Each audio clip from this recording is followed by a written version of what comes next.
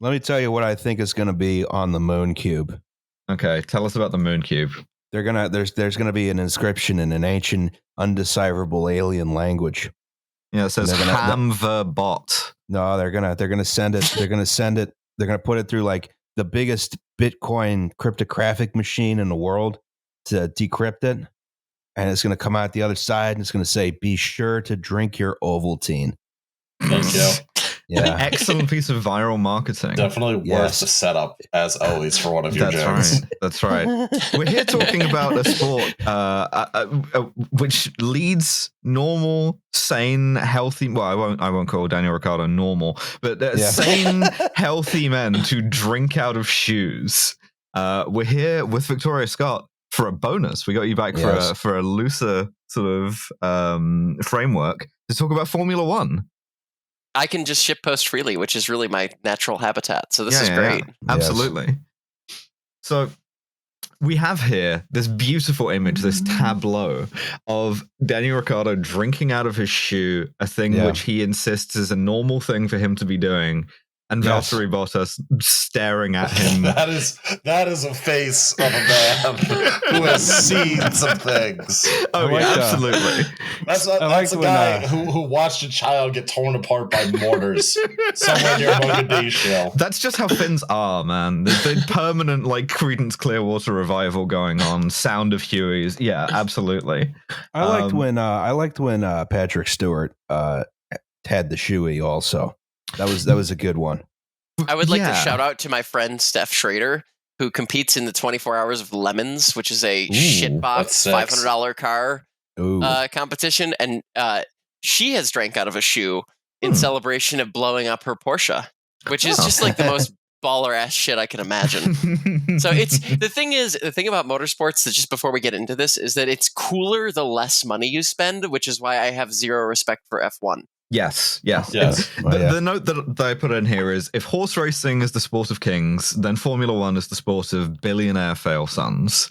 And we're going to talk about how it got that way and what brings us to watching an Australian man drink out of his shoe. So, next slide, please. How did it come to this? How did it come to this? And the answer is, well, motorsport... That looks better. Yeah, that's true. Because it's cheaper. It's cheaper and it's dumber. Because this is one of those big one of those Roman like Circus Maximus things. This is actually the last scene out of Ben-Hur. Yeah. Commodus used to drive the Model T out there. Absolutely. My favorite part of this image is that they have license plates on the cars. So they drove here on public roads with them, and they were like, "Let's play polo." Yeah, this is car polo at Coney Island, and. Sort of, we gave you a potted history of early car racing on the Group B episode, if you remember that. If you don't, go back and listen because it was fun.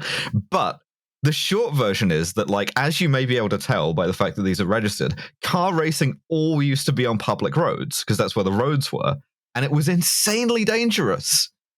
You could just be, driving along, bringing a box of sex dildos to market or whatever, and you get wiped the fuck out by some like Mille motherfucker who's like slid across 4 lanes and just like entirely destroyed your body. There's a great video of the 1956 Le Mans, I think, which is taken with a film camera strapped to a Jaguar tube frame prototype of them practicing for Le Mans when they hadn't closed the roads down yet. Good. So it's literally just a Jaguar ripping past Volkswagen Beetles and bicyclists at 130 miles an hour. Yes. And that is basically what they did for most of the history of racing. Yes. But the cars only weigh like 20 pounds, so you're fine. So who cares? Yeah. You're on the crumple zone, actually. You're driving to market and the car just dashes itself to pieces against your rear fender. Exactly, and it's like they get up to 135 miles an hour with a 5 horsepower motor. So there is this sort of gradual process of change that accelerates after World War II, where people begin to realize that, as is written on the tickets, motorsport is a dangerous activity, right? Mm-hmm. And so racing on public roads tends to be sort of broadly becomes more illegal at this point. And there's two ways around this. The way around it, number one, is you just race anyway and say you're not racing, which is rallying and things of that nature. Yeah, exactly. Do we have a deja vu initial D soundboard? Yeah, you just lie. That's the Chad move. The Virgin move is you obey the law and you start to do high-speed racing on purpose-built tracks or on closed-off roads. And that's sort of the world that Formula One inhabits. Simply take the Heritage Run in Newfoundland at 4 a.m. Yes. Also that. Yeah. Yes. It'll turn any car into a rally car. I don't think it existed at this point. Shut up. I cannot speak publicly about what I did in those Aston Martins they gave me recently. But I drove the F1 edition. This is a speed I cannot say on camera. Yeah, I love to obey all motoring laws. Next slide, please. Alice. Thank you. So track racing, right? A fine example of which is seen here as a guy launches into Send Me a Kiss by Wire, having been thrown from his open top car. Hello, my baby. Hello, my honey. Hello, my You know that song's about sexting, by the way? Yeah, I don't know. Yeah, it is. It's about having am so hard. Stop. Yeah, it's about having a long distance relationship via Telegram. I have to add that to my Slutwave playlist. Just bring in some ragtime, sure. Yeah. So Formula One is in this sort of loose family of racing that you might call open wheel, right? And we have some beautiful examples of some open wheels here. In this case, this car has one fewer of them than it should. Basically, this is a shorthand for there's no requirement for this car to bear any resemblance to a car you can drive on the road. And that's also, the difference. there's no fenders. Yes. Yeah. Fenders add weight. Mm-hmm. You get pure speed, but like... If the wheel is open, though, doesn't it add more drag? It does to an extent. The thing is it encourages, and I could be wrong about the origin of this, but in the modern era, open wheel racing is generally considered cleaner. Because like if you have fenders, you can like do old BTCC style like banging and rubbing like NASCAR, you know, absolutely. Cool stuff. Yeah, cool stuff. Like the stuff that makes racing entertaining happens when you put fenders over the wheels. It's just we got to make this as boring as possible. I'm so sorry to anybody who likes F1. There are journalists I respect greatly who love this sport, and I just cannot get into Fuck it. off, NASCAR's better. I grew up rooting for Jeff Gordon before I knew I was gay. So like that's my backstory on this.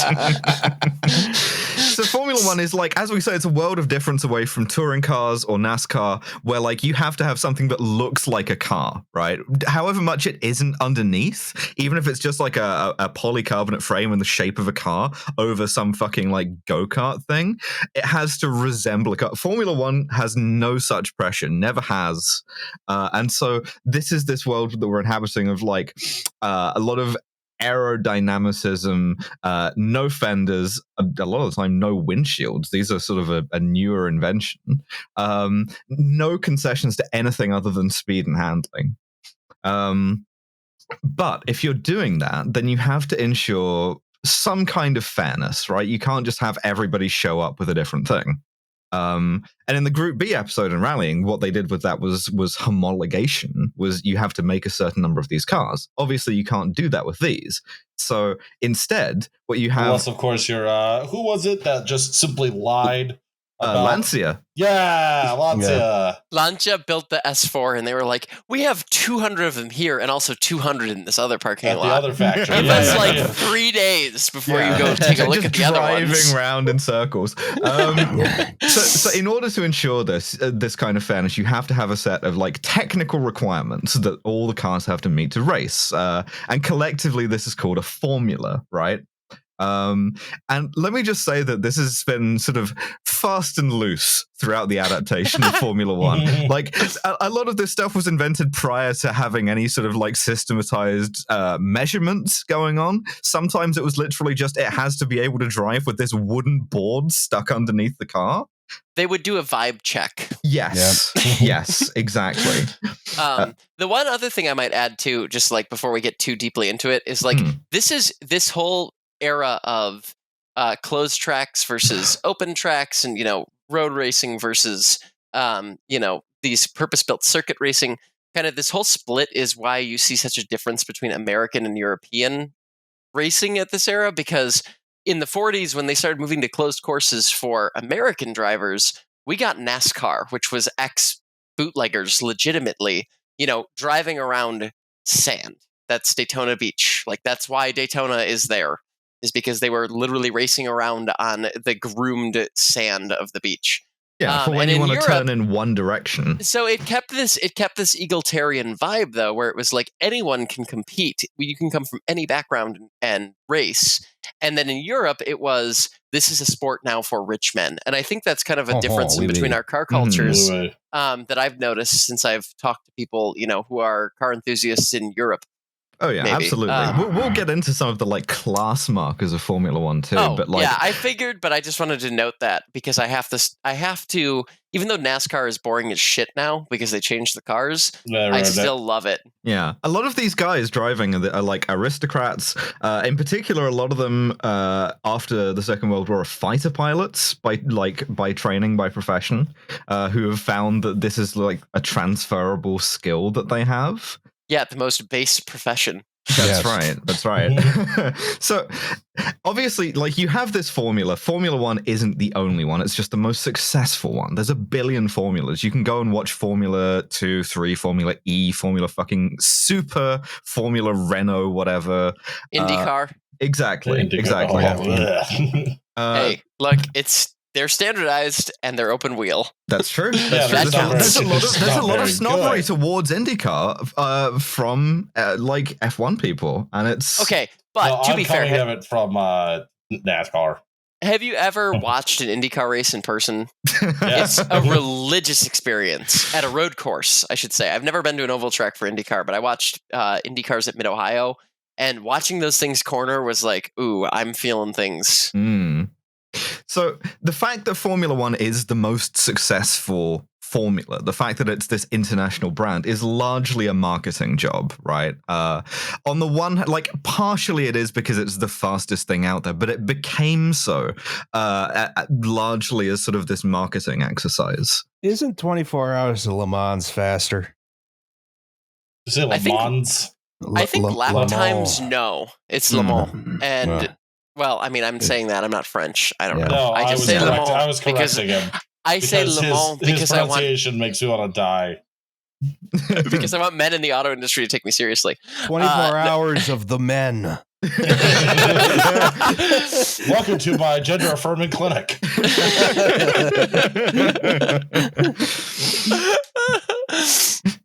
Yeah, we do surgeries one day a year, but we do them nonstop.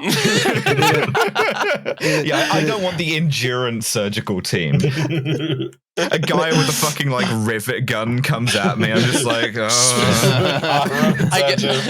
I go in for FFS finally, and just some guy with a Dremel, with huge bags under his eyes. Come on, let's get this over with. It's a whole pit crew. Yeah, the last thing you see before the anesthesia kicks in is a guy putting the stop and go board out in front of you.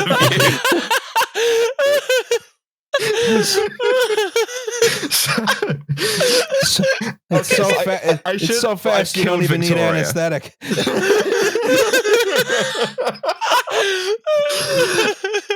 Okay. We're allowed to joke about this because I want FFS. Anyway, right. Continue. We're gonna get through this. We're gonna get through this together. This is already bonus episode madness here.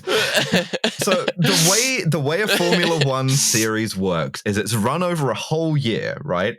And the original format of going to race at a track is a race meeting, a race weekend. Everybody brings their cars on a trailer. You race for 1 or 2 days, and the guy who does best gets a big prize, but in French. It was a Grand Prix, right? Oh, oui, oui. That's what a Grand Prix is a big prize. No, I'm pretty sure it's a big pricks. Once again. Also true. He receives a big penis. And the Formula One season changed careers. The Formula One season links together a varying by year series of Grand Prix. So you have a race weekend in say Spa, and then you have another in Monza, and then you have another in Austria or Watkins Glen or Laguna Seca or wherever. Saudi Arabia now. Yeah, we'll get to that. And the way in which you score Formula One is it's 2 simultaneous points-based championships, right? You have one for the drivers, seen here doing the ragtime, send me a kiss by wire. The other, next slide, please, is for the constructors. And a constructor is like a team that fields a car, right? And there's 2 kinds of teams, more or less, right? There's works teams who are like mostly a car manufacturer first. So Ferrari, Alfa Romeo, Mercedes, McLaren. Yeah, and then you have what are called privateers, and those are much more interesting because it costs a lot of money to run a Formula One team, like hundreds of millions a year easily, and not necessarily the low hundreds either. And so if you don't have that financially successful car builder propping it up like Mercedes or Ferrari, right, that's willing to spend all of that money because it's a drop in the ocean to them for prestige reasons, then what you're left with is this picture. One very, very angry man with a cell phone.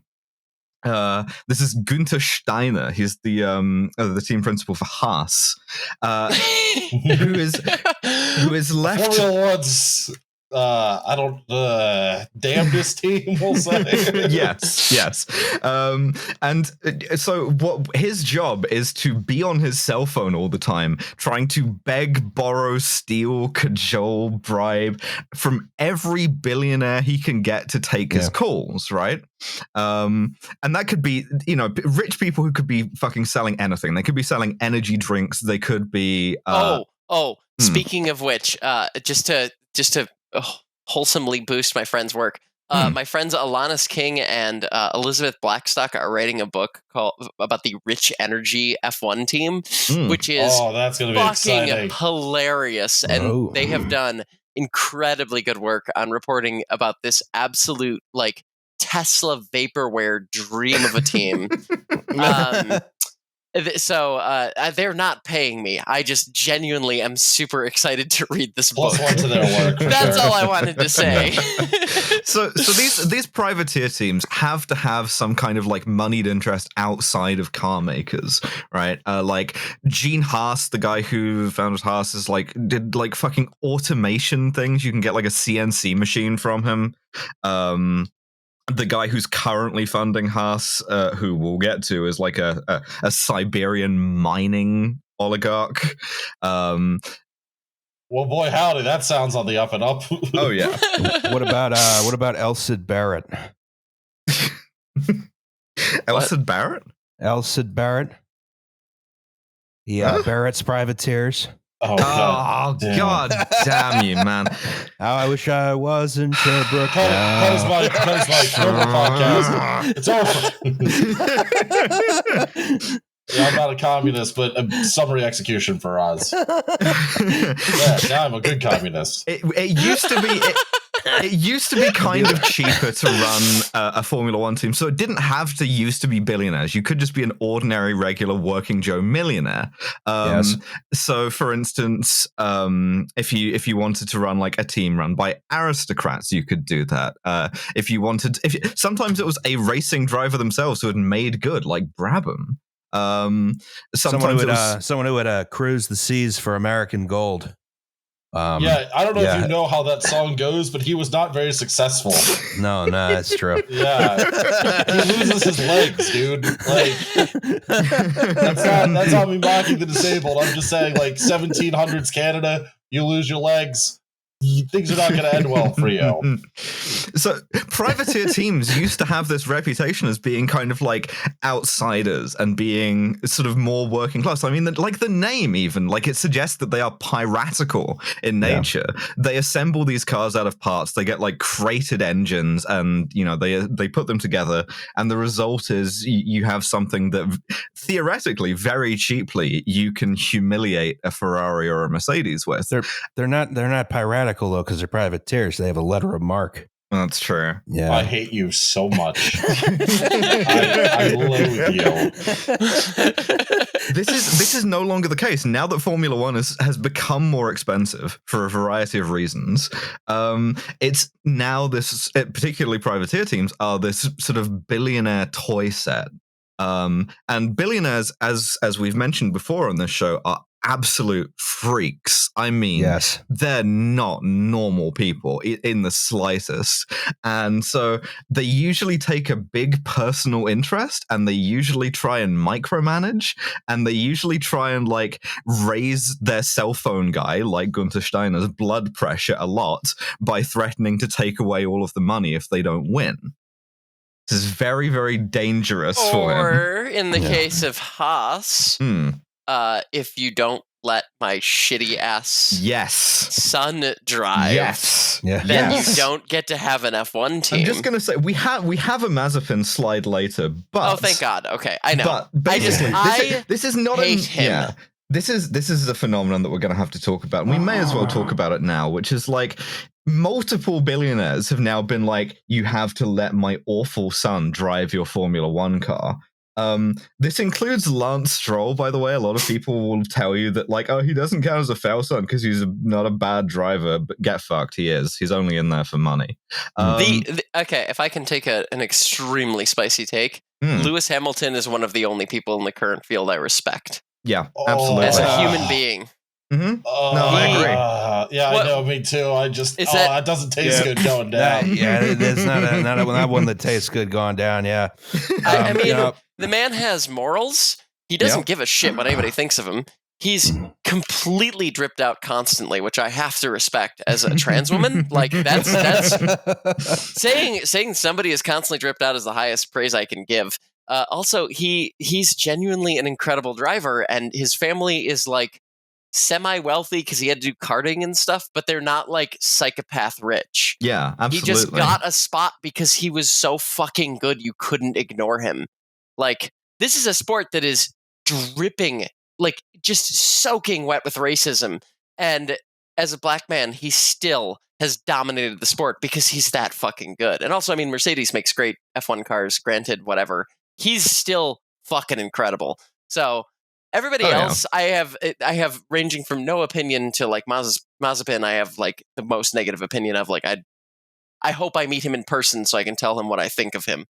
But like, Hamilton is fucking god tier. Anyway, that's my little shows spiel. Up and he's like, "Well, I'm the only professional here," and then just wins every race. Yeah, pretty much.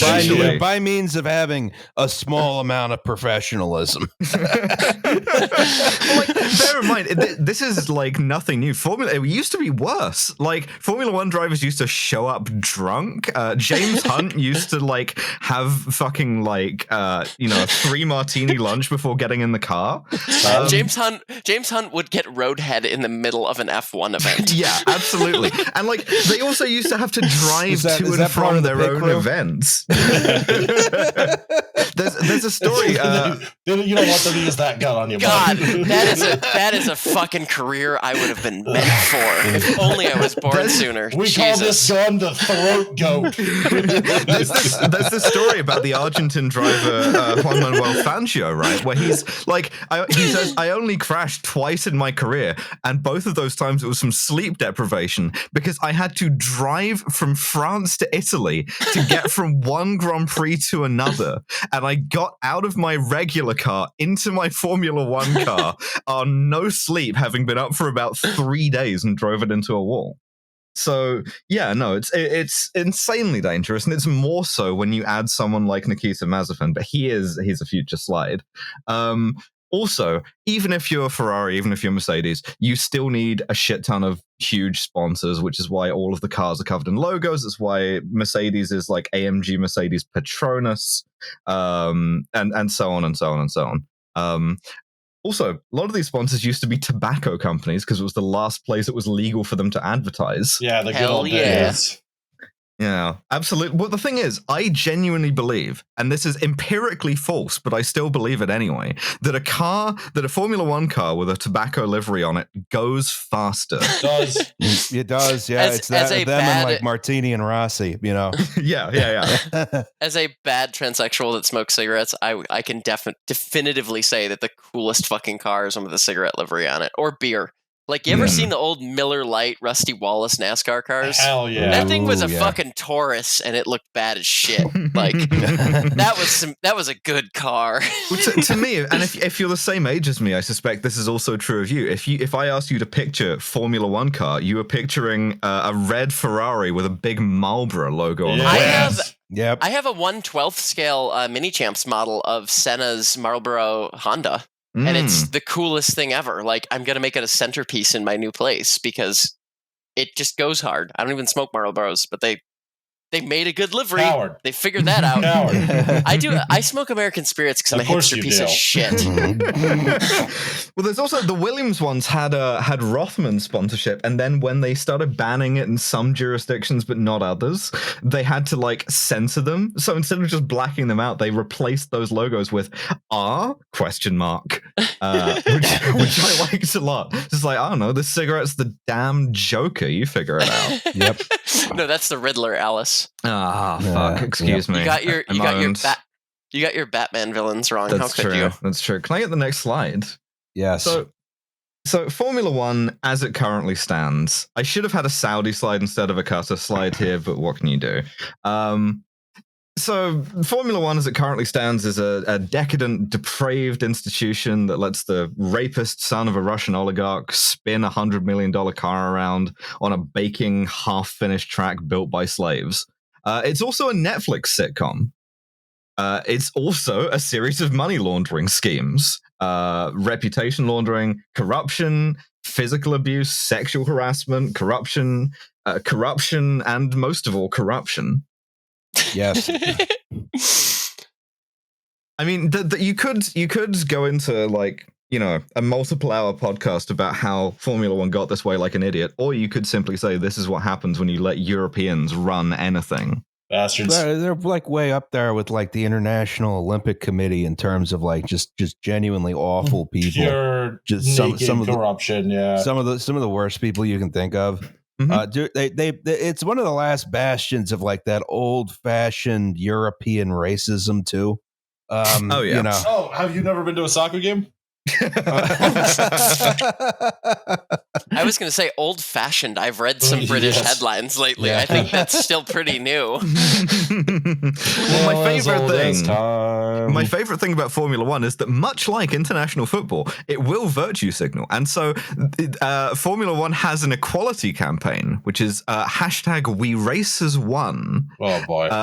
Which is I'm tired of doing stuff as one. Incredibly funny because I can't attend like a third of the events on their calendar because my existence is illegal in those countries. But We Race as One because this is partly because Lewis Hamilton embarrassed them by vocally supporting Black Lives Matter. And also, yes. Can't believe I just said that sentence. No, genuinely. Yeah, well, he's the best. He's the best. I know dude. what he is. Also, God, I'm just gonna like shout out all my friends who I've ever worked with. Yeah, go for it. I'm sorry. Again, also like, I don't get paid. Hazel Southwell for The Drive does really good F1 coverage where she talks about like this bullshit. I really like her work. She's one of the only reporters on this who actually delves into it, and she still goes to those countries despite the fact that she's queer. So, kudos to her because I am not that brave. But it gets to this sort of weird thing where you can drive a car with like a pride flag on it around in Qatar because it's a sort of complicated process of reputation laundering on both sides. Yeah, it's sports washing. Yeah, it's an easy way to make your country look like a progressive country and a real country and, you know, a country that gets things done and look at this track we built in 3 days and things of this nature. Listen, you can support them. Just don't bring them over here. That is basically policy. Yes. Yes, absolutely. Next slide, please, because this is sort of table stakes. What's the etiquette on getting a beer in the middle of a bonus Absolutely episode? get a beer in the middle of the bonus go ahead episode. and get a beer, yeah. Great, thank you. So that's just me setting out the sort of table stakes here, really. This is what Formula One is. That's what it's like. I'm wondering if I should like pause and we can cut this, or good question. We can pause. Yeah, we'll just pause. Talk about. I don't want to like make myself a cocktail or anything, but talk about butts. Butts. I have helpfully labeled this car as being a car. That's true. Yes. Dark Souls font, beer retrieved. All right. So we've set out our table stakes for what Formula One is, and now we're going to talk about how it got that way. And so we're way back in the early days here. This is like 1950s. And Formula One starts out with this sort of like extension of pre-war racing cars. This is an Alfa Romeo, bits of which were like quite literally salvaged out of factories that we bombed during the war. Good for that, man. Yeah, absolutely. I guess. You'll note that there is absolutely no concession to like safety or even reliability. I like the old-fashioned, like really long engine compartment, the hood. Yeah. I think we need to bring that back. I think we need really long engines. I think that should be a whole category of how you win points in F1. Actually. I mean, not to brag, but I've made Transgirl reviewing phallic cars a thing, so I'm completely down for this. So far, I have the Dodge Viper RT10 and the Jaguar E-Type. I'm always looking for more. If you have a dick-shaped car, please hit me up on twitter.com. But not if you have a car-shaped dick. That would be weird. So in the 50s, right, we've already identified the preeminent thing here, which is they're all front engines. And F1 cars have not been like that for a long time. But that was like the logical way to lay out a car, is you have the guy at the back, you have a big long penis-shaped engine out in front, and then you just throw this thing around a track and like 2/3 of the people who get in it just die instantly. I think it'd be fun to get one of these cars, one of these really light, tiny cars, and shove a EMD 645 20-cylinder diesel in there. Just see what happens. Oh, like that Top Gear episode with the Brutus using that old BMW V16 plane engine. Are you aware of the Jay Leno tank car? Yes. What? He has the a tank Jay car. Leno tank car. It's called the Blastoline Special. I only know this because it was in Gran Turismo 4 as a bonus car you won for doing the stupid little challenges. It is a custom-built, like F1-looking hot rod thing that has a tank engine in it. Huh. Nice. It's a Greyhound bus diesel motor, but it's basically what you describe, and it's, according to Gran Turismo, completely undrivable, which makes it really fun. Jay Leno. That's my aside. Jay Leno's cars are too cool for Jay Leno. See, here's the thing. I'm like 1 degree of separation away from Jay Leno. And everybody I know who's talked to him has said he's really cool. I don't care. I don't like his stand-up that much, but he seems cool. His cars for the people. No, because he drives them. That's a thing. I respect that. I want to see the double steam car that he has. That'd be fucking cool. Yeah, just give his cars to us. Give Jay Leno, give us your cars. Oh yeah, I'd be Justin Rosniak's garage. That's right. Yeah. So what happens is that like you have this sort of like very fluid racing scene at this point, and then Mercedes suicide bombs track racing, and I almost put in an image of like the Giga Chad here, because what they do is they introduce this supercar, the W196, which is like this technological marvel. It's very over-engineered. It has like controllable valves. It has direct fuel injection. It's made out of magnesium, which is super light, and there's not going to be any problems with this. It dominates a few races, and then the plot of our Le Mans disaster episode happens. Yes. Because this exact same car in like a slightly different configuration just fucking decapitates a bunch of people, catches fire, and Mercedes just leaves motorsport for the next 40 years. I would like to point out in the notes here, Alice, it doesn't say decapitate, it says decaffeinate. I said it decaffeinated a bunch of people. Which is you well, would it have, did that too. Yeah, you would have a lot less caffeine in your body if you had been decaffeinated by like the hood of a Mercedes. Yes. So Mercedes just like creates this supercar, refuses to elaborate further, leaves. But this has sort of seismic effects on Formula One because it sets the whole format into, okay, the point of this, the deal of this motorsport event is to chase new technology at all costs. And Formula One is like this test bed for the motorsport industry. For the motoring industry, if you like. We built the first car that is also an NFT.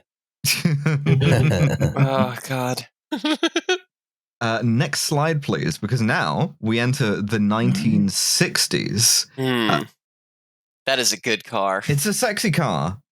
As an automotive journalist, I'm contractually required to mention that is a good car. All cars should look like that. And this is a mid-engined car. In that the guy has the engine block pressing directly on his shoulders here. I mean, this is faster. It's significantly faster, in fact. But the downside is that if this guy brakes too hard, he just gets squished by an engine block. Well, the other thing too, can I go into a little bit of the dynamics of handling here? Always. Okay, cool. A front engine car is going to be prone to, you're going to understeer until you get on the throttle, and then the rear end will step out. But you have all this weight up front, so your weight balance is going to be off. And so when you stomp on the brakes, shifts all the weight forward, you have it all sitting on your front wheels, and then you want to understeer. So the only way to kind of cancel that out is to floor it and hope that the rear end steps out. With a mid-engine car, the weight is all behind you, so you have like a 60-40 rear biased weight split. And so you can push it into a corner and brake, and the rear end will step out a little bit, and then you can get on the throttle and then step it out more as you go through the corner, which is, in theory, faster and also more likely to kill you because it's way easier to fuck up. And then once the weight of the car is like too far gone, you can't correct it with countersteer anymore, then you go backwards into a wall and die. Yeah. So it's more dangerous but faster. I'm only saying this because I got an MR2 to borrow this week, and I have been incredibly close to... Well, no, I'm not going to say that on a recorded video because it's not my car.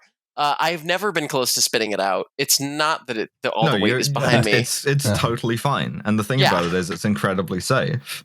It's incredibly safe. The MR2s are literally known for snap oversteer, which is a mid-engine car characteristic where you push the rear end out and then you're like, oh, fuck, I'm going too far. And you let off the throttle and then it goes further because it snaps all the weight around in the car and you literally just die. So it's great until you make a mistake and then you die. Yeah, Formula One. This is the point at which Formula One goes from killing quite a lot of people to a lot of people because like this pursuit of technology means the cars get faster and faster and you're cornering faster and faster too. And the result is, a lot of guys just go into walls.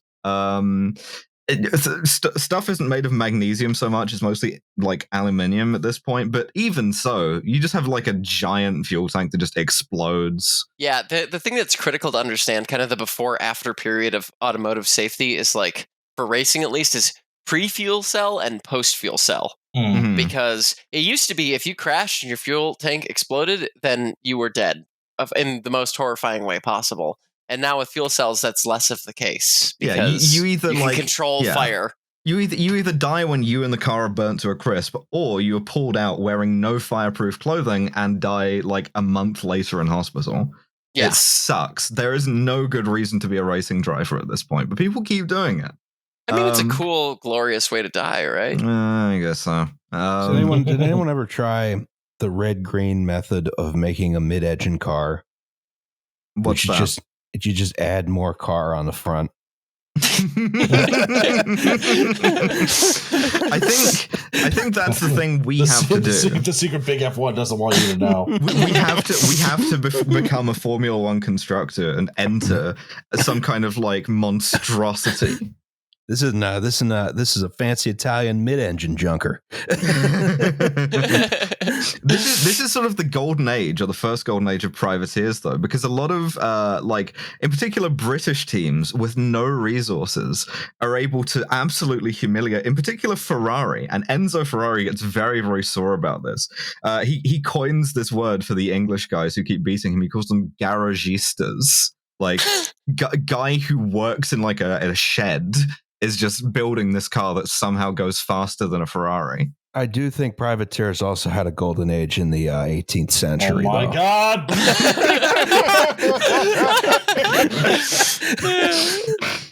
I genuinely, man, I don't.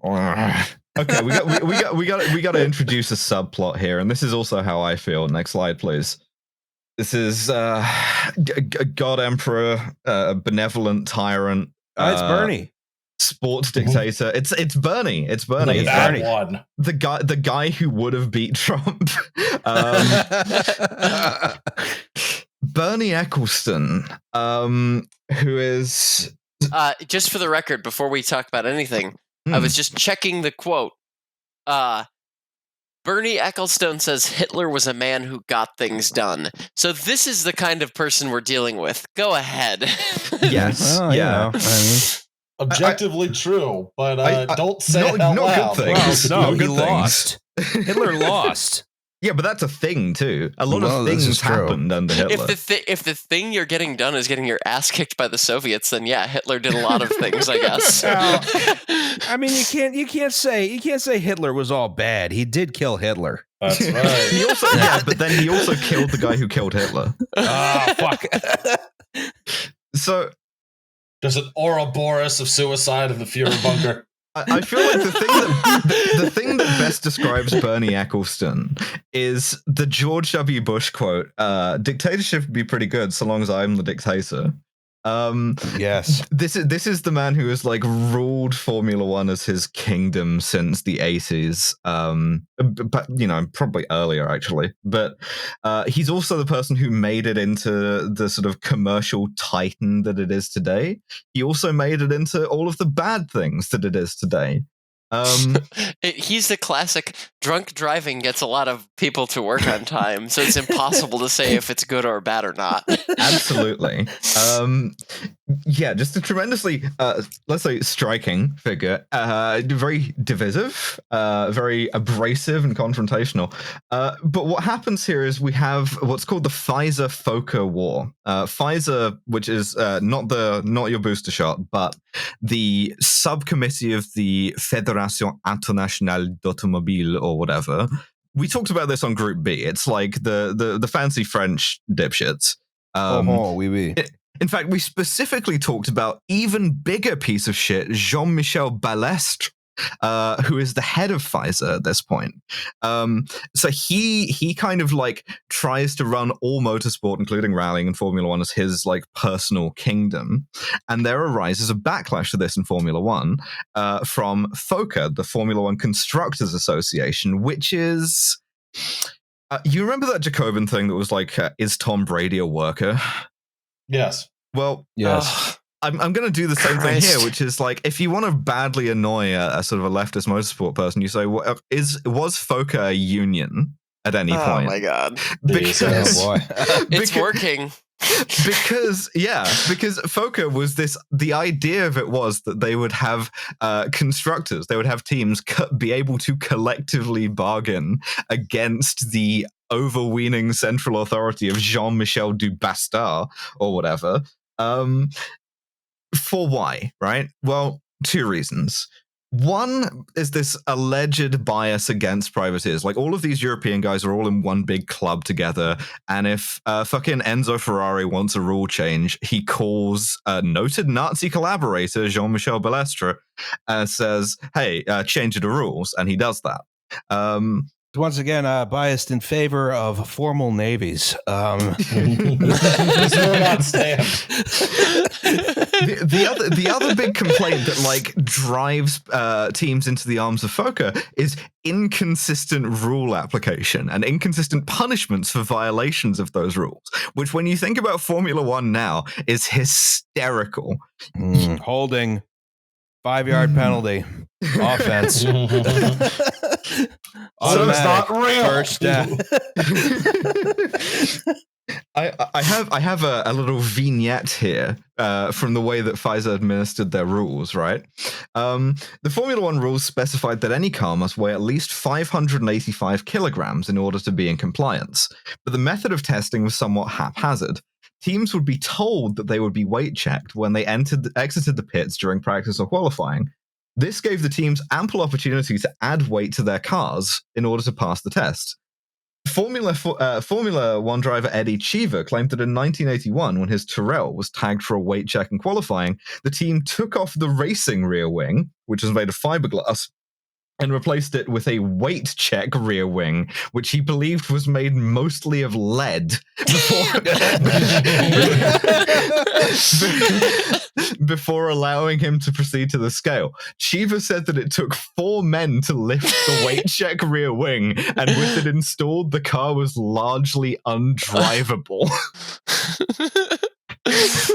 Well, I mean, if they don't catch you, it's not cheating. Well, that's how right. NASCAR works. If you would cheat, that's you why would I try. respect. That's how I respect NASCAR, is because everyone knows that NASCAR is full of cheaters, and everybody's like, "Fuck yeah! If you don't get caught, it doesn't count." Whereas F1, they raise a moral panic about it. It's like, oh, they cheated. Oh, it doesn't. It's no. You know what? Fucking steroid juice the cars. I don't care. I just want to be entertained, goddammit. Every Formula One team is a pack of cheats and liars, but the thing is that they're all hypocrites about it, and they all love to run to the mods about this. They love to run to the officials and go, actually, this is 5/8 of an inch too wide. This isn't made of precisely the right kind of fiberglass. Please have my opponent killed. Can I also note, just before we move on from the Bernie theme, that the predecessor of Bernie was Max Mosley? Yes.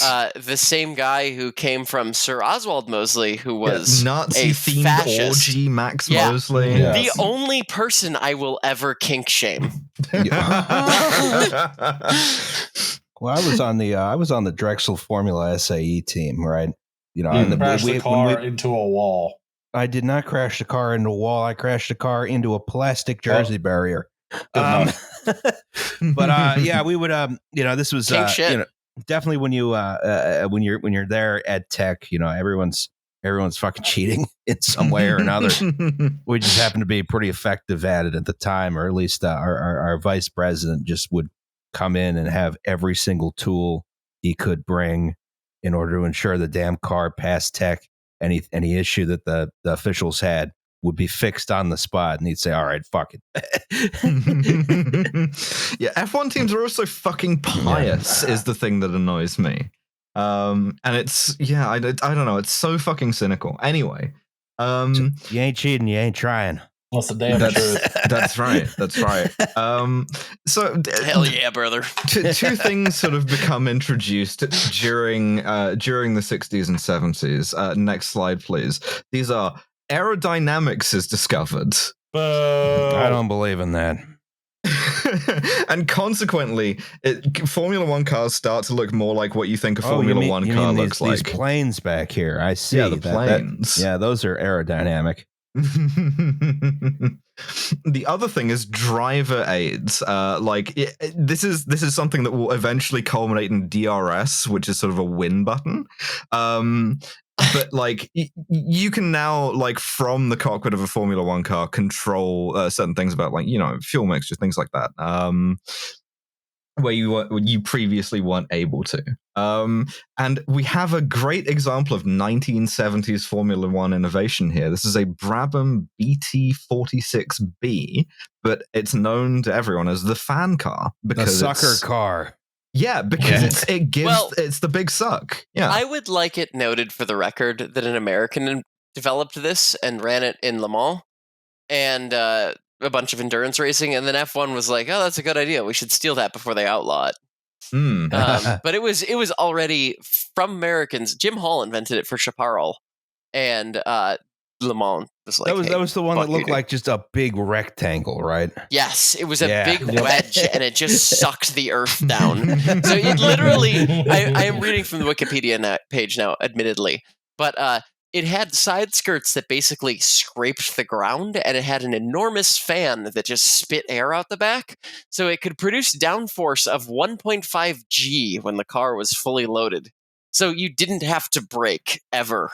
It was like a snowmobile engine, right? Yes, it was like SCCA saw this thing run, and it broke down a bunch because they're running fans that are sucking up rocks and shit that it's then spitting out at cars behind it, and they were like, extra engine, no. And then 8 years later, the Brabham came out. Yes. So I'm just saying, I know that all these Europeans with their fancy little Formula cars are trying their best here, but Jim Hall was doing this shit back in the late 60s. So Brabham steal this in the 70s. Also, can we add slides to the show after we've recorded? Probably, but I can do that. Can we just stick at Imogen, because this was his first attempt at downforce, and this is why he was on some king shit. This was the Chaparral 2F. Yep. And it's literally just like, what if we built a Formula car and then we glued a giant wing to it, the top of it? And so I know the one you're talking about. Yes. I just want to mention that Jim Hall is cool as fuck. That's all I'm getting at here. Okay, we can continue now. So this thing is, as we said, it's like it's speed racer shit. Like it sucks itself down onto the track, and so it corners extremely fast. It's incredibly entertaining to watch. It's okay, fine, maybe it shoots rocks out of people, but it's pretty practical, it works, and so therefore, because it was fun to watch, it was immediately banned. It's much like the Israelis can't stand having rocks thrown at them. The Hamas car. Jesus Christ. Holy shit. So, you thought you wouldn't get cancelled on this episode. Oh my God. So there was this question of whether they should appeal this ban, and they decided not to because Bernie Ecclestone owned Brabham. That was his in to Formula One. And if they won too hard, then it would collapse FOCA and hand the whole thing back to Jean-Michel Balestre. So he took the L on this one on purpose, and Formula One is a more boring sport bastard. for it. Yeah. Oh, this is totally his way of doing things. We also, because I'm going here from basically my structure here was which pictures of Formula One cars do I think are cool. So next slide, please. Why would it collapse FOCA though? I'm a little bit confused here. Because he's trying to build this union of Formula One constructors, right? And as such, if he uses the pull that he has to ensure that his team fucking wins all the time, then I see. Everybody else is going to go, well, okay, if we're just switching one kind of corruption to another, which is what they did, why the hell wouldn't we keep the French Nazi collaborator kind of corruption? Right, Italians. All right, let me get the next one. This is more wheels. Yes, more wheels. It's a Tyrrell P34, the second best generation all-terrain F1 car of the 70s. I love this thing. Yes, I like the sponsor here. First National City Travelers Checks. It sounds very Midwestern. Alice, we're here at the Dayton Grand Prix. They all call it Grand Prix. That's what I call it. Just for the record, the reason this car exists is because the F1 regulations at the time called for a regulation on the total surface area of the front tire that could contact the pavement. But it didn't mention how many of those you could have. So they were like, what if we doubled it? And it actually kind of worked. The thing is F1 cars in the 70s were piles of shit. So they routinely broke down, and I'm pretty sure that happened to this car a bunch. But I have Hot Wheels of it, and it's just like it's the coolest thing that ever existed. I mean, it's one of those things you like look at it and you're like, cool job, Hot Wheels. You came up with a fun car. And then you Google it and you're like, what the absolute fuck? And that's the best way to get into motorsports as like a child. So for that reason alone, this is the best car ever made. Oh, yeah. Now, this was an extremely entertaining and practical invention, so it was immediately banned. Can you see a pattern begin to form with the way that Formula One approaches technology? It's incredible because, you know, if they hadn't banned all this shit, what we would have, F1 would be like wacky races. Yes. Right? You know, and it'd be fantastic. You know, instead we have all the cars are the same.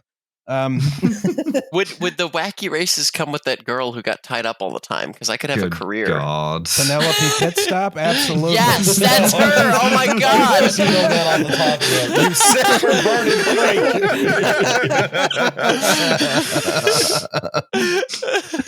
So Formula One likes technological improvements, but only when they're boring.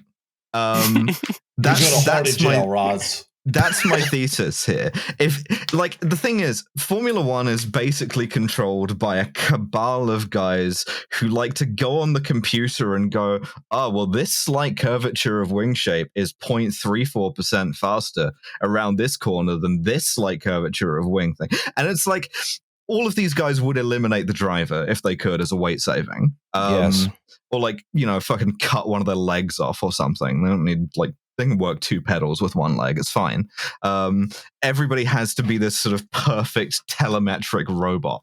And at this point, F1 doesn't even like safety innovations. Like they're barely putting like catch fencing up. It's like in the 80s when Gilles Villeneuve gets killed, it's because he's thrown out of his car and he's caught on the fencing. And that was new. Before that, it was just like, yeah, you just go over, you just land on a guy. Hope you don't kill a marshal when you land on him. But which did happen. Oh, absolutely, that happened. They killed so many marshals doing this.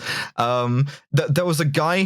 I forget exactly how this happened, but the whole thing was caught on video where they this car broke down and caught fire. Marshal runs across the track with a fire extinguisher, gets hit by a Formula One car. Marshal is instantly jibbed. Right, he's dead. And his fire extinguisher hits the driver in the head and kills him also. Joseph oh my fucking God. Yeah, Swiss racing driver who died in 1971. Mm-hmm, mm-hmm. And the most tragic part of the whole thing is that, nobody was wearing fireproof suits then either. So even if they had made it across the track with the fire extinguisher, he probably still would have died. Oh yeah, absolutely. I read the memoir of Sid Watkins, who was like Formula One's essentially like fight doctor for basically his entire life.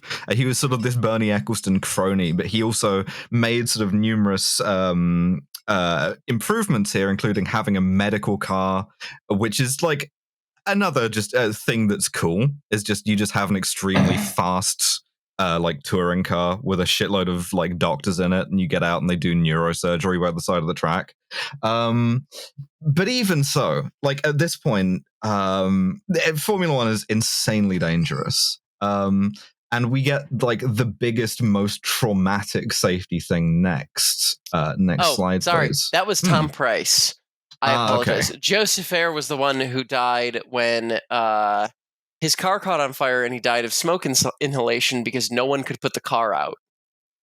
Fuck that. I mean, that's an astronaut death there. They took 3 fire extinguishers to the crash and none of them worked, and he died of smoke inhalation. Mm. And so he died. Yeah. Wasn't there like an issue with like there was like ethanol based fuel and you couldn't see the fire? I don't know if that was ever a thing in Formula One, but it's definitely. I've seen ethanol fires in like pits where you just see a bunch of guys like flailing around and just like, hey, what's going on over there? Alice, you have not seen ethanol files. Yeah, I have not seen an ethanol fire. They're invisible, right? Yeah, yeah. So, thanks, Roz. we gotta bring the tone down a little bit here because we're going to go to the next slide in 1994. Oh boy. where we had a sort of a double event.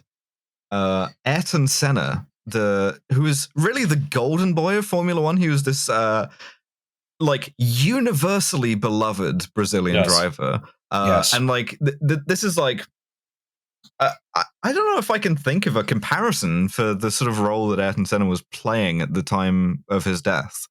But he was kind of like the face of Formula One. And just interpersonally, like so well regarded and so well beloved that like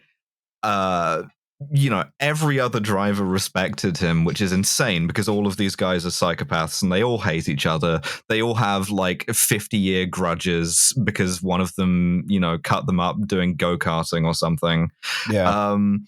And yet somehow this guy is tremendously popular.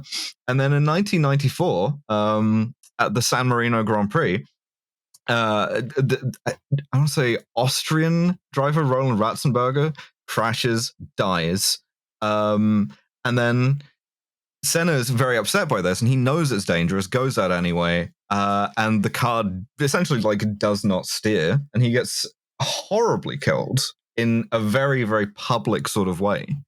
Basically, NASCAR's equivalent, or the NASCAR equivalent, is Earnhardt dying on the turn. Yep. Yeah. Absolutely. If you, for some reason, A, listen to this podcast and B, only watch NASCAR, I guess. But yeah, there's probably people who watch this podcast and only watch NASCAR. It was in the same way that I felt, I wasn't conscious of Senna dying because I was tail. I was conscious of Earnhardt dying, and there was just nothing for it. The sport's never been the same. Yeah. The most fucked up thing I can claim about my life is that I saw it. I watched every NASCAR race, and I was 4 years old, I think. And I remember a lot of people saw Ayrton Senna die too. Yes. Like that was. I mean, that was a year before I was born, but yes. It was like the Christian Eriksen football thing. It was like the cameras really did not cut away from that, and I think you could like see him in what was left of the car afterwards. You could see him getting like medical attention by the side of the road, but he was killed instantly. But in this sort of very cruel way, where the safety aspects had gotten good enough that like you don't burn to death because that's obvious, right? You die in far worse ways. Yeah, you die of like internal decapitation or something. So you just die of like the sort of massive deceleration.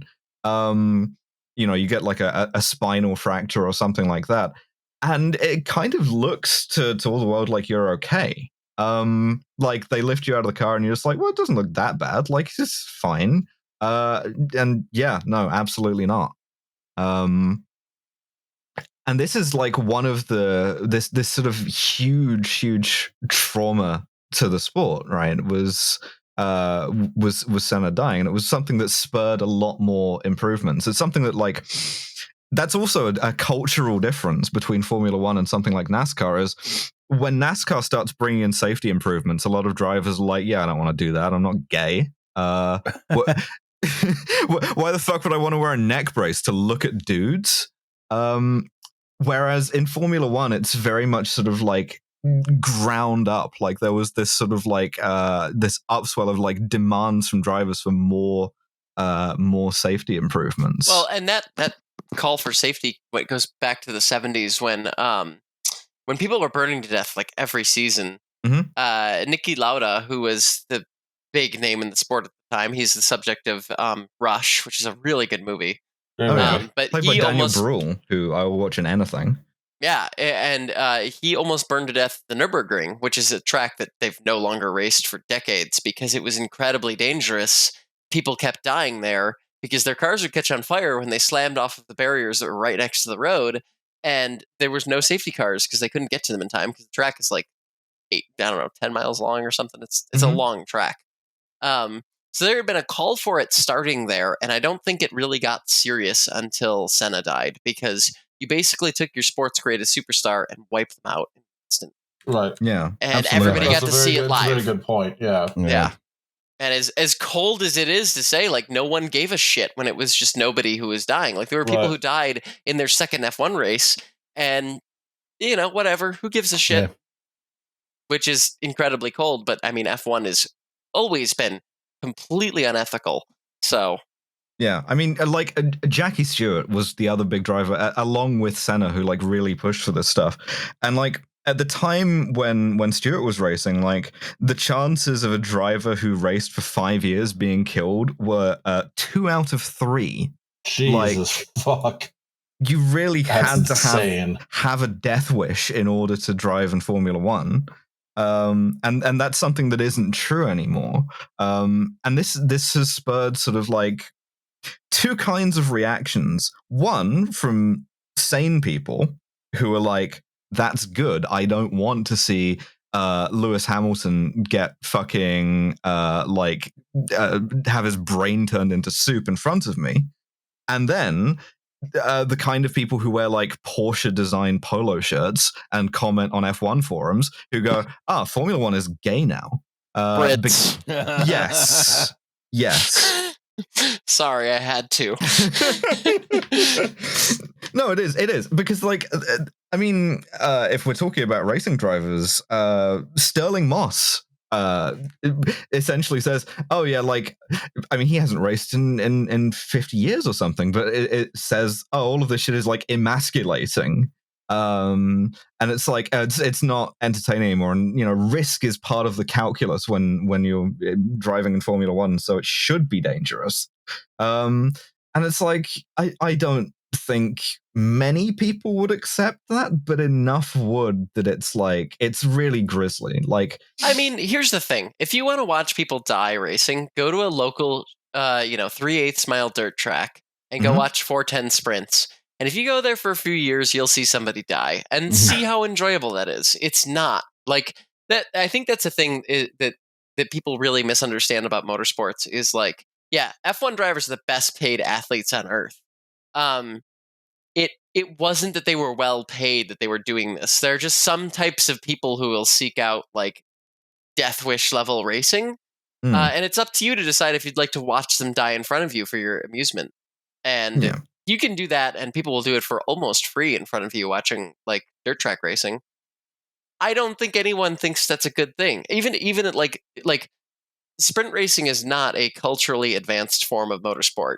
No offense to sprint fans, I am one, but like I'm not going to, I'm planning coverage to do some sprint races for stories next year, and I'm not going without a chaperone. Let me know if you want me to come. If you're around York County. Yes, I do. York County, Pennsylvania, hit me up. I'll come with you. Fuck yeah, that'd be perfect. Pennsylvania Secret Service detail. I need a white cishet man to come with me. Yeah, don't worry. I've got a camo Carhartt hoodie. I'm way ahead of you. There we go. Yeah, but it's just one of those things where it's like, yeah, people die doing that, and they do it for pennies. They don't make any money on it, and it's a huge tragedy, and the whole community's sad. And F1, like, despite the fact that it's still brainworms, rich people kind of thing, the drivers themselves all kind of had a similar sense of community. They all hated each other, but like a death was a pretty big deal. So like, it's really, really fucked up when people are just like, yeah, I think it's great when people die for my amusement. You gotta have that, like, do that for you. That gladiatorial sort of thing. And it's like, I mean, you need to strike a balance, which is I want to see the car crash. I don't want to see someone die. That's why you watch modern NASCAR. Or you go to your local county fair and go see a demolition derby. Oh, demo derbies are great. Yeah. Hell yeah. I haven't seen one of those in ages. So there's 4 big safety improvements. One is, as Victoria mentioned, fuel cells. So the car doesn't just explode and you don't just burn up. Another is like having dedicated runoff areas, like a lot of sand, a lot of tires, a lot of shit that you can run into that isn't just a concrete wall. Another is fireproofing, wearing fucking like Nomex coveralls and gloves and shit. And the other is that like big smelly fire suit. Yeah, exactly. And the other one is like some method of like physical intervention on the car itself. That can be the hands device, which is like the neck brace thing that stops you from shattering your entire spine if you decelerate from 200 to nothing in like a fraction of a second. Or there's the newest one, which I will evangelize for, but like a lot of people got very upset about, which was the Halo device. And the Halo devices, I should have put a picture in here, really. It's sort of like this metal frame that goes over the cockpit of the car. And a lot of people got very upset with this aesthetically because they thought it compromised the idea of like open wheel racing, right? It's like you're getting closer and closer to like a closed car. It looks ugly as sin. Like it looks ridiculous. And then Lewis Hamilton nearly got his head crushed by one of Max Verstappen's tires, but for the Halo device, and so I think that won a lot of people over. I'm not sure when the change was made, but I know Dan Weldon was one of the ones that pushed it for IndyCar. They have Halos now too, I think. Mm-hmm. And Dan Weldon went head first into the catch fence and died like Villeneuve. Really, really vibrantly on national television. And they started putting Halos in IndyCars shortly after, I think. Yeah.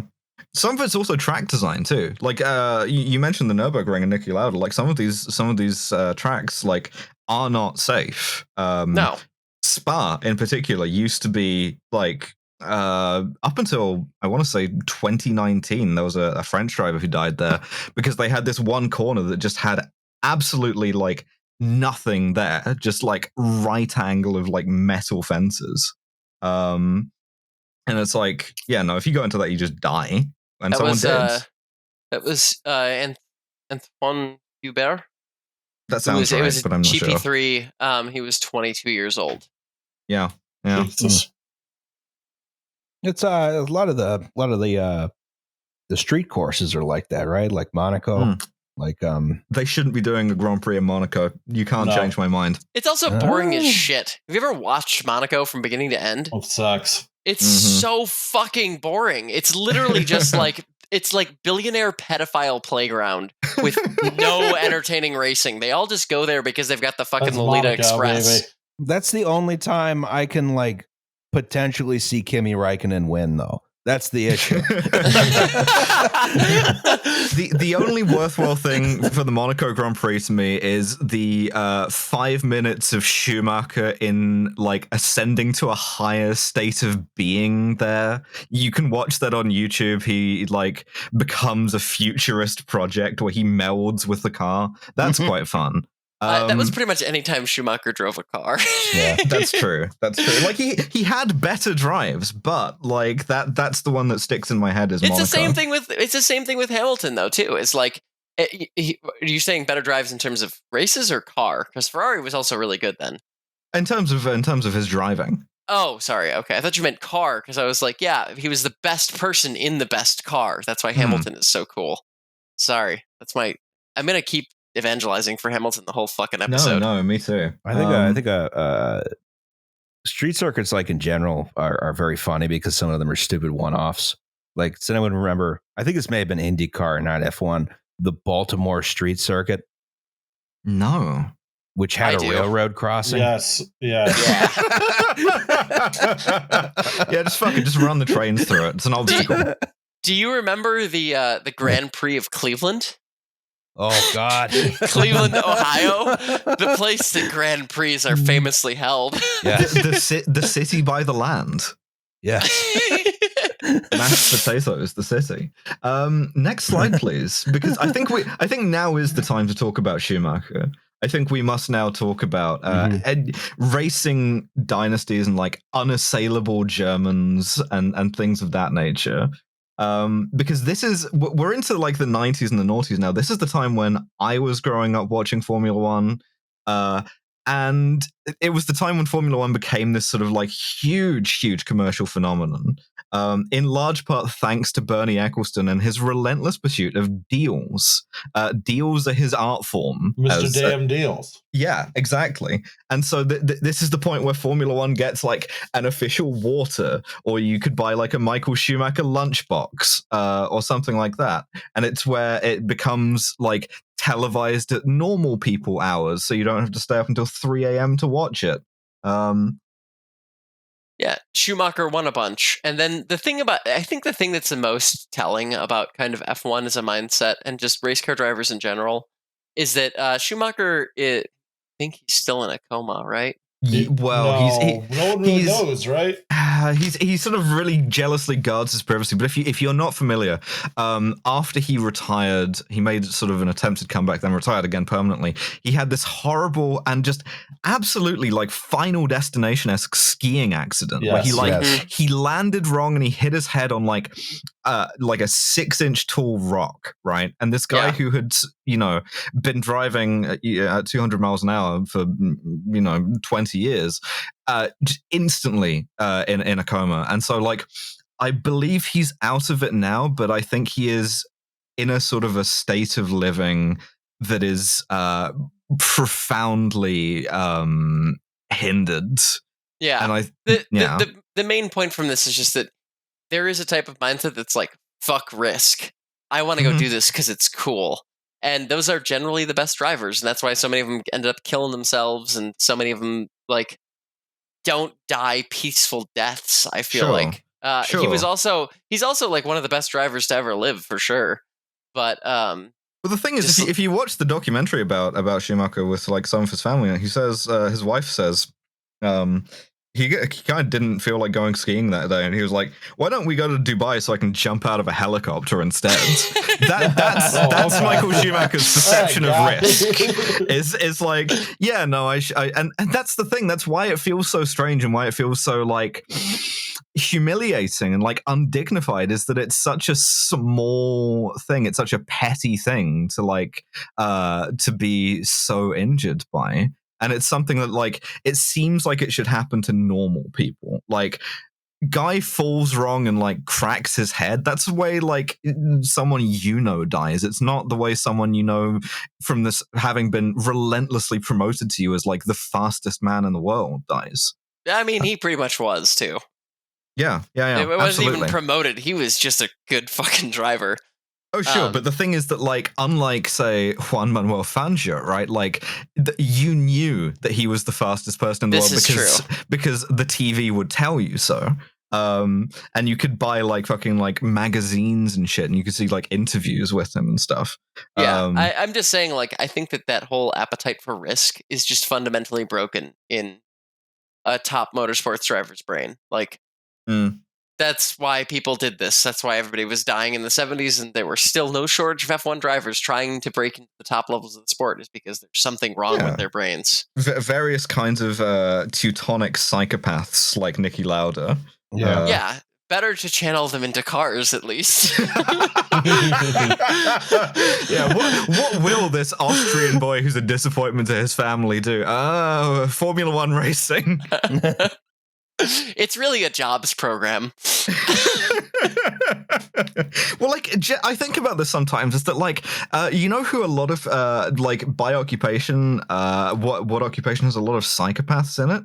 Is firefighters. Because that kind of, like, calculus of risk, that kind of, like, need for adrenaline, is very, very, like, rewarding. That's a sort of a positive way that you can be a psychopath, is to think that, okay, it's actually normal for me to, like, jump into this burning building. And I feel pretty similarly about Formula One. I mean, I was like, you know what would be really easy would be if I transitioned and then became an automotive journalist. So there's something wrong with me too. So fuck it. I get it. What if I transitioned, didn't do any voice therapy, and then did 2 or 3 podcasts where I exclusively use my voice? Yeah, this is my 5th podcast without any voice training, and I'm just like, fuck it. Raw dog reality. Better than Let's go for it. Please. So the thing about Schumacher, right, is that, like, he was an incredible driver, but he was an incredible driver at a point where this sort of, like, confluence of technological advances and like, driver recruitment was such that he was so good that it wasn't close. Like, it was a difficult time to be in Formula One and be British, because what are you supposed to care about? Damon Hill? Fuck off. No. Absolutely not. Like, you have to watch this Williams way back in the fucking like, middle pack, while Schumacher is, like, robotically taking turns at 170 miles an hour. It's like he was the only game in town, and it made Formula One at times very boring to watch. Not least because they didn't have the sort of like camera work that they have now. So if you watched like a Grand Prix on TV, you were stuck with Murray Walker and a camera on Michael Schumacher's shoulder for several hours. And you better hope that you enjoy that view of Michael Schumacher's shoulder, because you're not seeing any other cars. However, the cars of this era did sound better than pretty much any other car ever built. Oh, absolutely. It was purely sexual. I could fall asleep to the sounds of F1 cars from the early 2000s. Sounded better, looked better. Yeah, no. But Schumacher did retire in the end, and this paved the way for like this sort of new opening, right? Like, okay, now that the king is retired, maybe we can have a little bit more sort of combat, a little bit more sort of interchange, but a little bit more overtaking. Next slide, please. That didn't happen because Mercedes. Well, I mean, there was that like really brief window where Red Bull looked like they were going to win forever, right? Yeah, that's true. It was like 09 to 14 or something. Christian Horner sewing. Haha, this fucking rules. Love this shit. Christian Horner reaping. Why is Toto Wolff bullying me specifically? Yeah, I remember Vettel was like hot shit. Yeah, that was when I started watching, was when Vettel was hot shit. Yeah, it was like it was all of a sudden it was like, okay, yeah, there's this one guy and he's going to win everything. And then it turned out it was the other guy who was going to win everything. Yeah. Vettel was like the anointed successor too. Schumacher was like, this is my son in whom I am well pleased. And then this guy, Lewis Hamilton, shows up and he's fucking quick. I mean, he's fast. And it turns out that he's fast in pretty much anything. But if you put him in a Mercedes, and the cars that Mercedes were developing in the 2010s, well, on the one hand, you get to this point where you have to say, "Oh, this is incredible, like technological and like sporting prowess." On the other, it's boring as fuck to watch. This is why I don't watch F1. Yeah, it's like hard to watch now. Yeah. Well, to be fair, this season is apparently very close. I wouldn't know because I don't care. After Saudi, Verstappen and Hamilton are on equal points. But the thing is, good luck fucking watching it anywhere unless you want to pay £5,000 a second. Formula One is now only accessible. Like, it's become so prestige that it's only accessible in the form of tweets or a Netflix series. And so I enjoy Formula One in the form of I consume no news about it until that year's Drive to Survive comes out, and then I watch that. Well, you can pirate it. Actually, I guess find a totally legal live stream. Yeah, but still, that's actually kind of hard to do. Yeah, because I've tried. You try, and Bernie Ecclestone comes to your house and shoots you with a gun. It's actually not piracy; it's privateering. God damn it! Does anyone else want to start a podcast with me and Liam? Yes. Hi. So we have Lewis Hamilton's car here, and I mean, just look at this fucking thing, man. It's 500 feet long. It's made entirely in AutoCAD. It's a yacht that goes stupid fast, and it weighs 2 kilograms. Like, it also sounds like shit. Sounds like shit. And we have, of course, driver aids have come into their own with DRS, which I wanted to come up with a funny name for that acronym, but I couldn't think of one. Dick reduction surgery. Yeah, driver reduction surgery. We make the driver slightly smaller. Isn't that horse racing? To bring it full circle. Yeah. What DRS is it changes the shape of the rear wing, sort of in flight, as it were, and that allows you to obtain more power at specified bits of the course so that you can overtake. Right? It's not more. Well, they have 2 systems.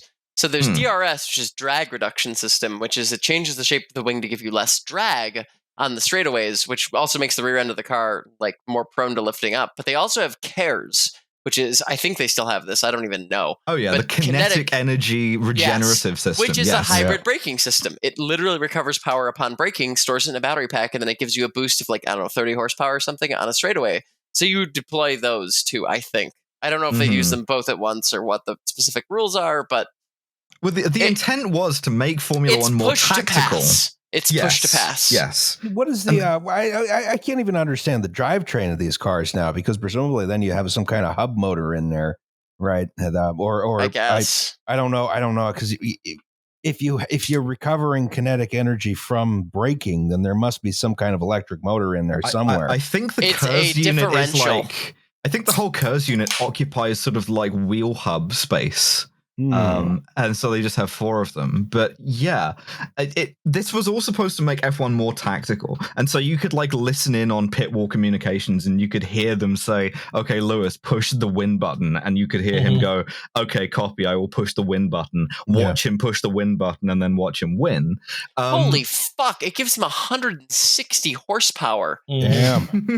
Jesus Christ. Ferrari has a version in their street cars, right? Like, obviously, lots of cars do, lots of do now, but buses have them.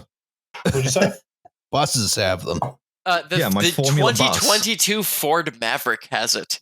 God, I would watch Formula Bus. I would love to watch Formula Bus. I think we've just invented a new. Can we get a Formula Bus shirt? To be honest, yeah, let me get a Formula Bus. I'm gonna just like one of those old like city buses with a giant wing. Yes, we're gonna make hashtag Gilligang mainstream.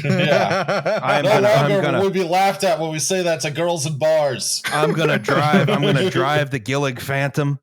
There goes Rosniak and his Gillig Phantom. I will say he truly is unstoppable, even as he drinks and drives. You do have to stop and pick up passengers, though. You think there's Rosniak screaming at an old woman to get on the bus faster, dipshit. Step down. That's a trolley. Excuse me. DRS is stupid. Formula E, which is one of the electric events, has a boost that is tied to the number of social media interactions a driver gets before the race. Shut up! There's no way that's real. Alice, I'm about to punch my screen. If you don't tell me that's fake and something you made up. Yeah, it's called Fan Boost.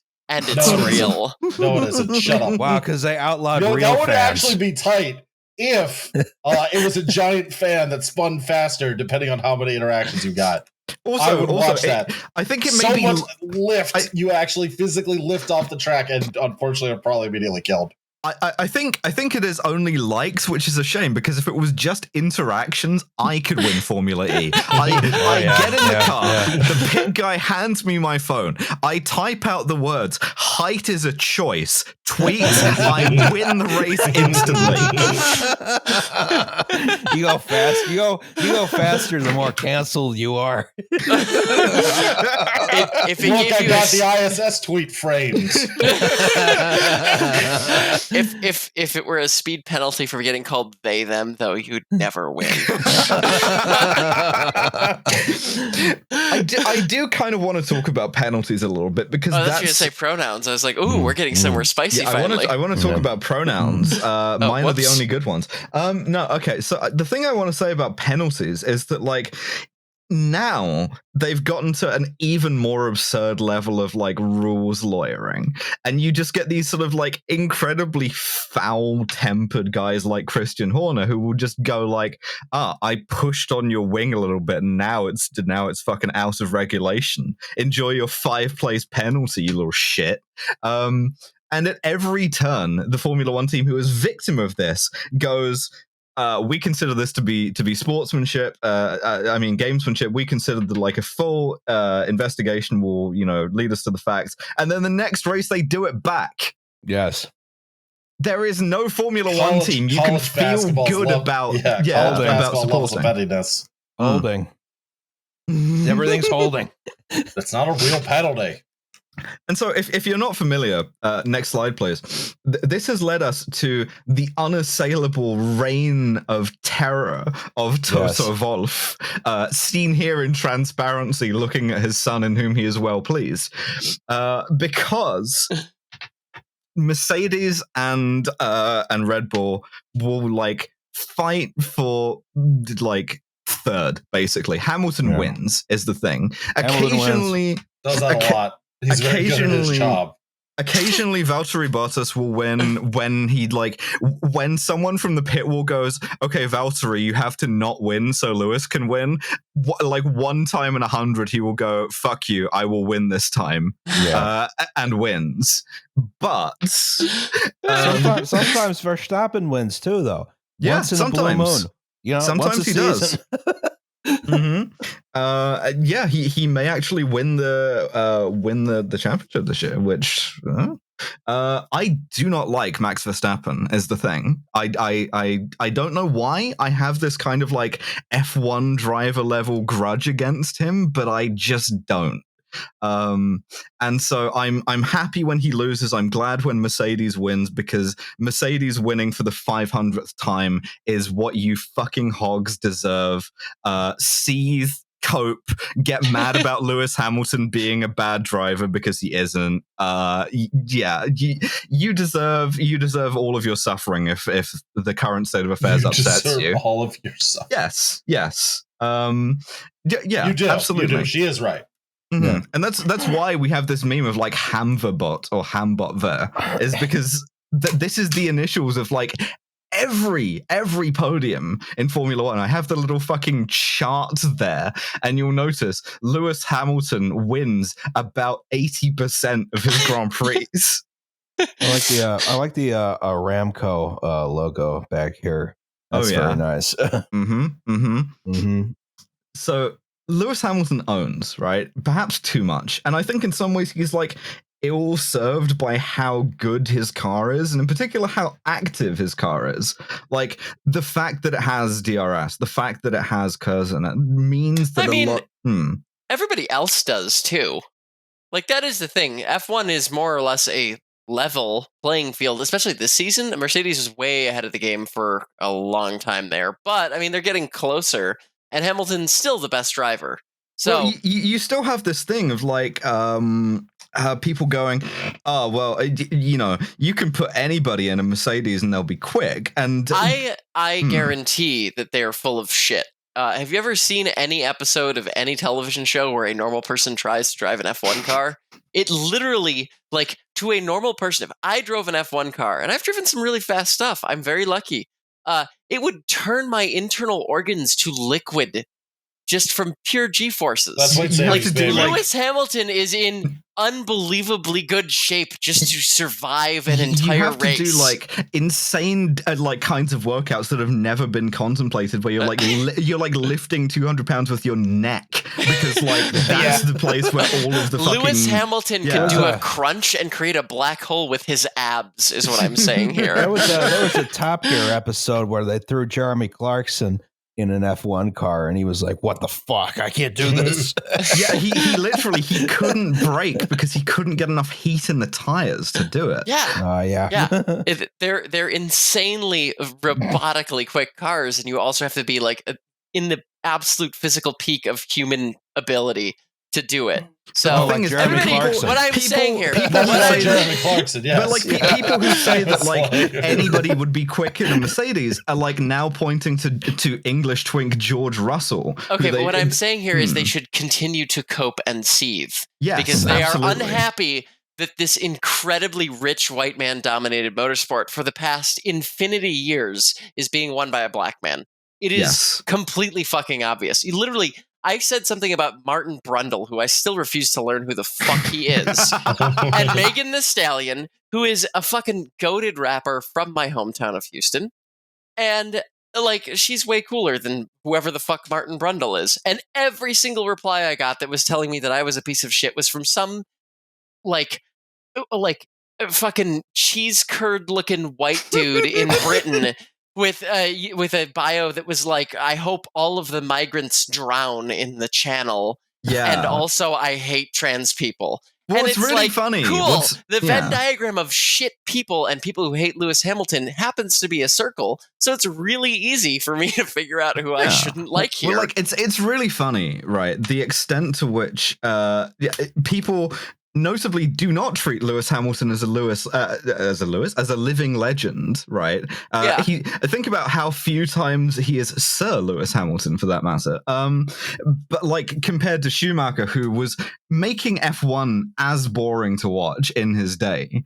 Who was as unassailable, was absolutely beloved by those same guys, even when he was like humiliating Damon Hill, right? Like, there's no sort of nationality thing here. It's pure spite. It's pure racism. Lewis is sometimes arrogant. That's one of the things that I love about him. See, I would be arrogant too if I were arguably the best driver to ever win. And if I had never been given any of the respect that I have earned, I would absolutely be arrogant. And his arrogance is like exaggerated and racialized, but like, sometimes I think you do have to be that way, and I'm glad that he is. It's earned. It's not arrogance if you're the literal best in the world at what you do. It's realism.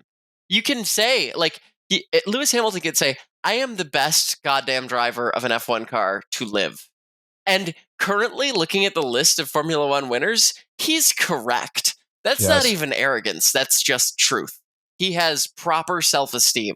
And that absolutely drives the worst people on earth crazy, because a guy who wasn't insanely stupid rich, who was bred from Nazis, who also is black, happens to be the literal best at his job, which is like their whole thing, because like only rich white men should be driving F1 cars. And all of a sudden, here comes somebody who isn't like, Max Mosley, who happens to be the literal best to ever live at doing it. Yeah, or Max Verstappen, for that matter.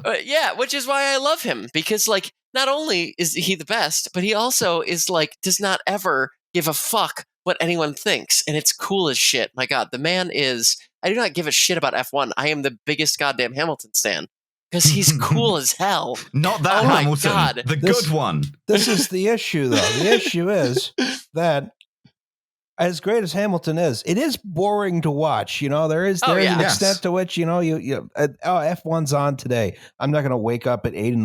to watch F1 anymore. I don't want to do that. I'm gonna like let me go see something exciting like baseball. I'm going to consume it through the medium of GIFs after the race. Exactly, right? I watch my friends on Twitter just melt down while it's going on, and I'm like, hey, I'm on a date and I'm happy right now. I don't have to care about this. I'm just going to laugh at their pain. I think Formula One is only fun to watch when they've literally not finished building the track, like in Saudi. I think if you have to do some Trackmania shit, if you have to build the track in front of them as they go out of the pit, then absolutely. Oh, if you get like Trackmania as like a spectator sport, that'd be fucking great. Do real life Trackmania. I used to be really good at Trackmania. I was, I think I was ranked third in the Commonwealth of Virginia for a while. Not anymore. Those days are behind me. So I mean, also he said, taking a drag off his cigarette. we have to talk about Netflix too, because Netflix has made a sort of a deal between two devils with Formula One in order to make the Netflix series Drive to Survive, that has turned Formula One into a soap opera for better and worse. On the one hand, this gives some sort of attention to like sort of middle ranked teams and drivers that might not be there. Like people who aren't Mexican can care about Checo now, or like you can. Sorry. But like, come on. But like, I didn't say you were wrong. I just said yeesh. But at the same time, it does kind of like stir the pot a lot. And in order to have these sort of storylines, you have to have these blood feuds develop, and you have to develop these storylines. So you have to confirm these things about, say for instance, take Valtteri Bottas, right? The bot in Hambot there. Mercedes is second fiddle, who they refuse to ever say is their second driver or their junior driver or anything like that, but whose job is sort of like widely perceived to be it's sort of Lewis's tail gunner, right? Like he takes Verstappen out at the knees so that Lewis can win. That isn't true, but a lot of people believe it. And it got to the point where Netflix made this thing about how Valtteri Bottas is like this sort of underappreciated in his team sort of like tool. And I think it got to the point where he started believing it. And as a consequence of that, he left Mercedes to join Alfa Romeo. So I'm interested to see what happens next year with this. Well, I mean, when you think about it, though, I mean, if Bottas is running blocker, I mean, he's Burt Reynolds to Hamilton's truck driver guy. Truck driver. No guy. one remembers who that was. Yeah, the snowman. So if the top is boring, right? What else is going on? What else can we laugh at? And I have my next and my final slide. It's our boy. It's the boy. It's Nikita Mazepin. Mazepin. So now, I will say, there is nobody on this podcast, or probably in 99% of the population, that could drive an F1 car better than Lewis Hamilton. You couldn't keep up with him. He would lap you 5 times before you finished one lap. However, I am completely confident I could drive an F1 car better than Nikita Mazepin. Because he fucking sucks at driving. My God, the bar is low. we talked about Haas before. We mentioned Gunther Steiner, the very angry, like Italian German man. Basically, what happened with Haas was Gene Haas pulled a lot of money out. They needed a lot more money than they had, and so they went to the owner of a Siberian mining concern called Uralkali, and asked for a shitload of money. And he said, yeah, sure. If you let my shitty, awful, Joffrey Baratheon-looking ass son drive in your fucking Formula One car, it's all he's ever wanted. And the result is that they had to. They did this. And Nikita Mazepin has been this season's Make-A-Wish child. Oh my God. Not wrong, but he's just holy shit, Alice. They're having a nice time. Yeah, and the thing is, just for the record, it's worth noting that on Instagram, on some story he posted, he's groping a woman. Yes. Literally, like, recording himself committing sexual assault. And the response to this was nothing. He still has a seat. He still races cars. And, like, he is, like, take everything personal out of it. He is the worst driver probably to ever sit behind the wheel of an F1 car and make it through a whole season. He currently in this season has started 21 times. He has 0 wins, 0 poles, 0 podiums, and 0 points. He is the back marker of back markers. This dude, 21st out of 20 drivers. If this was NASCAR, he would be a start and park. And he'd be doing better because somebody would crash and let him move up. The dude would do better if he literally just stood next to the car and didn't drive it because somebody might have a mechanical failure and move him up the course.